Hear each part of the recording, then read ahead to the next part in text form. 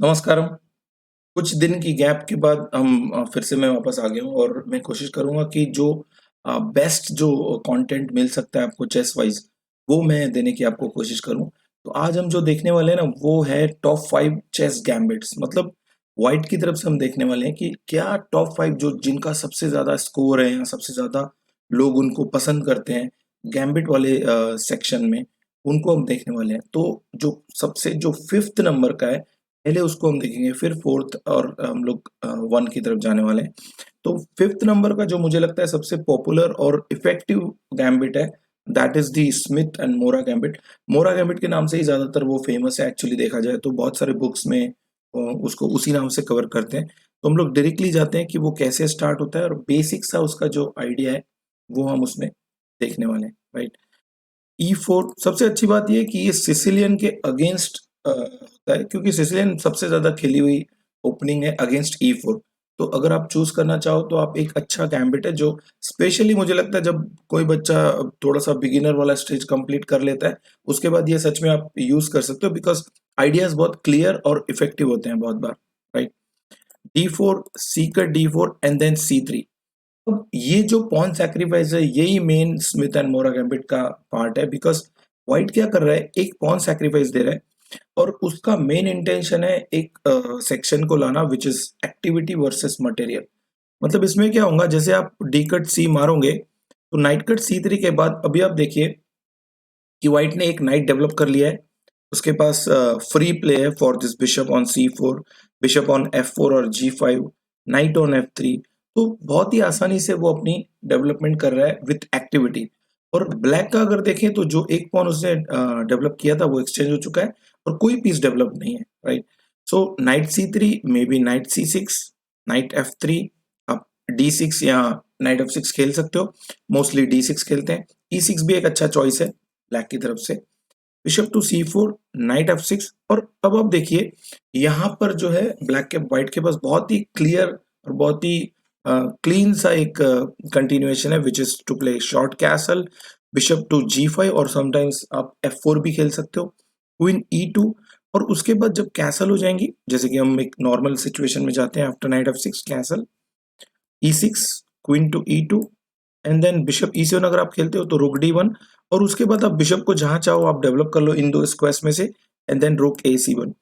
तो सबसे अच्छी बात इस गैम्बिट की है कि आपके जो पीसेस हैं उनके बारे में आपको सोचना नहीं पड़ता है कि आप कैसे उनको डेवलप करोगे और क्या उनके साथ होने वाला है। तो ये मुझे लगता है 5th नंबर पे जो बहुत ही ईजी और बहुत ही क्लीन उसका जो लॉन्ग टर्म प्लान होता है वो होता है इस गैम्बिट में, तो आप यूज कर सकते हो। उसके ऊपर हम आते हैं, अगेन फिर से एक E4 में गैम्बिट स्टार्ट होता है, which is the Scotch gambit. Scotch gambit जो स्टार्ट होती है वो E4 E5, knight F3, knight to C6। अब अगर सिसिलियन के बाद किसी बेस्ट या मोस्ट पॉपुलर चॉइस की बात करें अगेंस्ट द E4, तो आपको E4 E5 वाली कैटेगरी मिलेंगी, राइट? तो इसमें आप E4 E5, knight F3, knight C6 and then bishop to C4 naturally जो खेलते हैं हम इटालियन गेम में। लेकिन इधर एक गैम्बिट यूज होता है, विच इज दी D4। और अगर आप E इंटू डी मारते हो तो बिशप C4। ये जो गैम्बिट है इसको स्कॉच गैम्बिट के नाम से जानते हैं सभी लोग। ई का D4 के बाद अगर आप नाइट इंटू D4 मारते हो तो ये स्कॉच गेम होता है।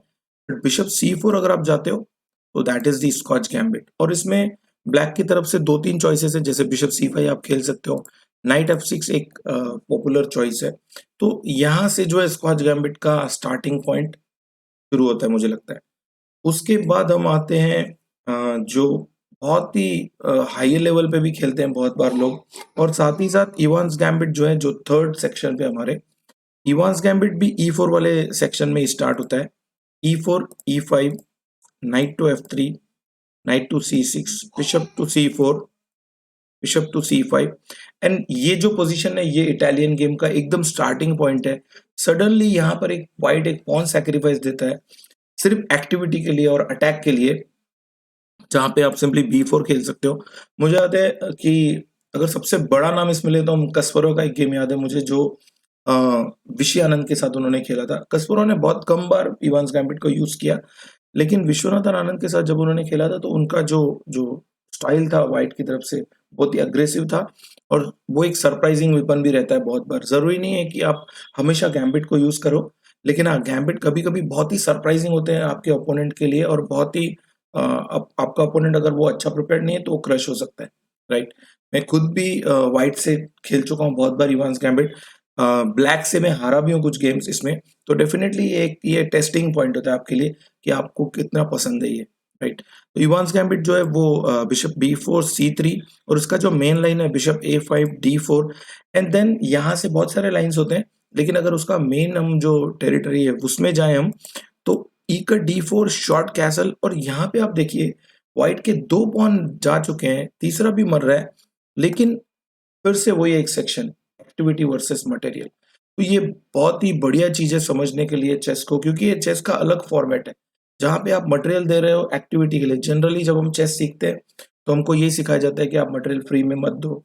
लेकिन आप जैसे-जैसे आगे बढ़ेंगे तो आपको अटैक वाले सेक्शन में मटेरियल देके आपको एक्टिविटी लेना ही पड़ेगा। तो हालाँकि ये तो बहुत थ्योरेटिकल है और डेफिनिटली एक छोटे से वीडियो में आप इवांस गैम्बिट को नहीं कवर कर सकते हो। तो इसके लिए हम लोग एक ओपनिंग सीरीज़ में डेफिनिटली एक वीडियो बनाएँगे, राइट? उसके बाद आता है द मोस्ट पॉपुलर, जो कि एक एक टाइम ऐसा था कि वो गोल्डन एरा था चेस का और जहाँ पे किंग्स गैम्बिट की बात करते हैं हम। किंग्स गैम्बिट को बहुत ही बेहतरीन अंदाज में सभी टॉप क्लास प्लेयर ने यूज़ किया था एक वक़्त और साथ ही साथ उसमें जो जो गेम हुए थे ना, कुछ-कुछ ऐसे मैजिकल गेम हुए हैं इसमें कि आपको यार मज़ा आ जाएगा, राइट? तो इसके बाद हम देखते हैं जो फिर से E4 से ही स्टार्ट होता है।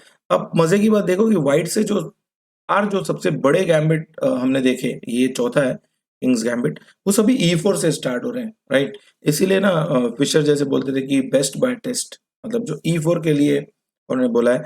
सो E4 के बाद अगर हम देखें तो E5 एंड देन F4, ये मुझे लगता है बहुत ही चैलेंजिंग है। स्पेशली अगर आप बात करो शॉर्टर टाइम गेम की, मतलब ब्लिट्स और कभी-कभी आप रैपिड में भी, किंग्स गैम्बिट बहुत ही सीरियस थ्रेट है E4 E5 प्लेयर्स के लिए, राइट?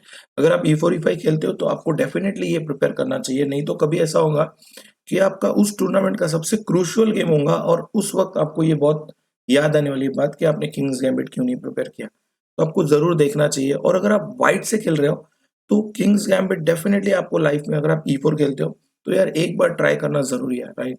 उसका एक टेस्ट जो होता है ना, वो पूरा एकदम क्रंची टाइप का टेस्ट होता है, राइट? तो बहुत मज़ा आता है उसका इन किंग्स गैम्बिट का। और अगर हम आगे बात करें, तो किंग्स गैम्बिट अगर आप एक्सेप्ट करते हो, किसी भी गैम्बिट में कुछ मतलब ज़्यादातर बार ऐसा होता है कि आपको 2 ऑप्शन होते हैं, डिक्लाइन या फिर आप एक्सेप्टेड, राइट? तो अगर आप एक्सेप्ट करते हैं इसमें, तो आप नाइट F3 जा सकते हो। हालाँकि बिशप C4 भी एक बहुत अच्छा कंटिन्यूएशन है जिसमें क्वीन H4 चेक अलाउड करता है व्हाइट, लेकिन नाइट F3 बहुत आसान है, जिसमें जो जो मेन लाइन है एक, वो G5 करके खेलते हैं और इसमें बहुत ही मज़ा आता है इस पोज़ीशन में बाद में, राइट? इवन आप बिशप C4 पहले भी खेल सकते हो इसमें, तो दोनों ही बहुत बढ़िया हैं। लेकिन अगर डिक्लाइन की बात करें E4 E5 F4 में, तो जो ब्लैक है उसकी तरफ से एक दूसरा मूव आता है जिसमें D5 खेलते हैं और इसको भी थोड़ा-सा हमको प्रिपेयर करना चाहिए। तो मुझे लगता है Kings gambit definitely golden era का बेस्ट चॉइस था। सभी प्लेयर्स जो है उसमें बहुत ज़्यादा प्रिपेयर्ड नहीं रहते थे बिकॉज़ उस टाइम थ्योरेटिकली इतना जो कंटेंट है वो अवेलेबल नहीं था बुक्स वाइज़ और वीडियो वाइज़, राइट? और इंजिन्स तो बिल्कुल भी नहीं थे। इसके बाद अगर हम बात करें, तो जो सबसे पॉपुलर और हाई क्लास गैम्बिट आता है, जिस पर अभी अभी उस नाम से एक सीरीज़ भी बनी थी, द क्वींस गैम्बिट की बात है। उसमें ये एक ही गैम्बिट मैंने इंक्लूड किया है इसमें, जो कि D4 से स्टार्ट होता है, राइट? अब जैसे किंग्स गैम्बिट में हम E4 E5 और F4 पॉन सैक्रिफाइस देते हैं और कोशिश करते हैं कि जो जो गैम्बिट पॉन है वो अगर एक्सेप्ट करता है तो डेफिनेटली आपको एक्टिविटी मिलती है एंड अटैकिंग स्टाइल तो बहुत ही बढ़िया होता है किंग्स गैम्बिट में। इवन मैं बोलूंगा कि किंग्स गैम्बिट एक्चुअली अगर आपको अटैक वाला चेस देखना है तो ज़्यादा अच्छा है क्वींस गैम्बिट से भी, क्योंकि क्वींस गैम्बिट में ज़्यादातर लॉन्ग टर्म स्ट्रैटेजिकल गेम्स होते हैं, लेकिन किंग्स गैम्बिट में बहुत ही वाइल्ड गेम्स हो सकते हैं, राइट? D4 D5 C4, ये जो क्वींस गैम्बिट की पॉन है उसको अगर आप एक्सेप्ट करते हो, डी कट C4, उसमें भी E4 के बाद बहुत चैलेंजिंग लाइंस हैं, बहुत ही बढ़िया ओपनिंग है। और खासकर जितने भी टॉप मोस्ट प्लेयर्स हैं, सभी अपने लाइफ में कभी ना कभी व्हाइट या ब्लैक से इसको फेस करते हैं। ऐसा कोई नहीं हो सकता जिसने D45 कभी फेस नहीं किया होगा हाई लेवल पे, राइट? तो अगर हम पहले से इस ओपनिंग को थोड़ा-सा देख के रखते हैं तो आपको लॉन्ग टर्म तक काम आती है, राइट? सो एक तो ये ऑप्शन है कि आप जैसे आप किसी को यार कोई कुछ दे रहे हो, तो आप उसके पास 2 ही ऑप्शन है, राइट? वो एक्सेप्ट करेगा या तो बोलेगा नहीं चाहिए मुझे। तो इस गैम्बिट में भी ऐसा ही है। तो अगर हम देखें तो D4, D5, C4, E6 जिसमें वो डिक्लाइन कर रहा है, night C3, night F6, bishop G5 और या फिर आप C into D, E into D जाके बिशप G5 जा सकते हो। जो क्वींस गैम्बिट डिक्लाइन का कार्लसबर्ग वेरिएशन के नाम से बहुत ज़्यादा फेमस है और इस पे बहुत ज़्यादा गेम्स अवेलेबल होंगे। क्योंकि इस बिशप को जो है ना, व्हाइट जो है वो G5 पे जा रहा है and then E3, queen C2, यार वो गलत है। क्वीन C2 एंड BD3 ये बहुत ही कॉमन सा टॉपिक है और इसमें बहुत ज़्यादा थियरी अवेलेबल है, तो आप डेफिनेटली इसको चेक कर सकते हो ब्लैक से या व्हाइट से। ज़्यादातर अगर आप व्हाइट से खेलते हो तो आपको अच्छा खासा सॉलिड मिल जाता है पोजीशन और ब्लैक की तरफ से भी उसको ठीक ठाक पोजीशन रहता है। तो ये एक बहुत ही बेसिक ओपनिंग चॉइस है, लेकिन हाँ, गैम्बिट वाइज ये बहुत ज़्यादा फेमस है, राइट? तो मुझे लगता है ये जो 5 जो गैम्बिट है, ये मेन स्ट्रीम के गैम्बिट हैं। पार्ट 2 जब मैं भी बनाऊँगा इसमें, तो उसमें मैं ब्लैक की तरफ से कुछ गैम्बिट्स दिखाने की कोशिश करूँगा और उसके बाद फिर जो रेयर और वाइल्ड गैम्बिट्स हैं, जिनमें बहुत ज़्यादा प्रॉब्लम आती है कभी-कभी ओपोनेंट को अगर आप प्रिपेयर्ड नहीं हो तो सरप्राइज़ के लिए वो ऐसे वेपन्स बहुत ही हमारे पास होने चाहिए जब जब ओपोनेंट को सच में आपको सरप्राइज़ करना है, राइट? तो उन गैम्बिट्स को भी हम देखेंगे आगे चल के, लेकिन ये जो गैम्बिट्स हैं मैंने सिर्फ़ उनका बेसिक स्ट्रक्चर बताया था आपको। इनको अगर आपको खेलना है तो आपको थोड़ा-सा डीप प्रिपरेशन करना पड़ेगा, क्योंकि आप इतने से नॉलेज पे पूरा एक जो गैम्बिट है उसको प्रिपेयर नहीं कर सकते हो, राइट? तो बहुत जल्दी मिलेंगे हम। कोशिश करूँगा मैं कि और भी जो मेरे सीरीज़ स्टार्ट किए थे मैंने उनको मैं धीरे-धीरे लेके आऊँ और हम मिलते रहें, राइट? आपके पास कुछ सजेशन है तो आप बताइए। मैं कोशिश करूँगा कि उस पे भी हम काम करें, राइट? खुश रहो, मस्त रहो, स्वस्थ रहो। बाय।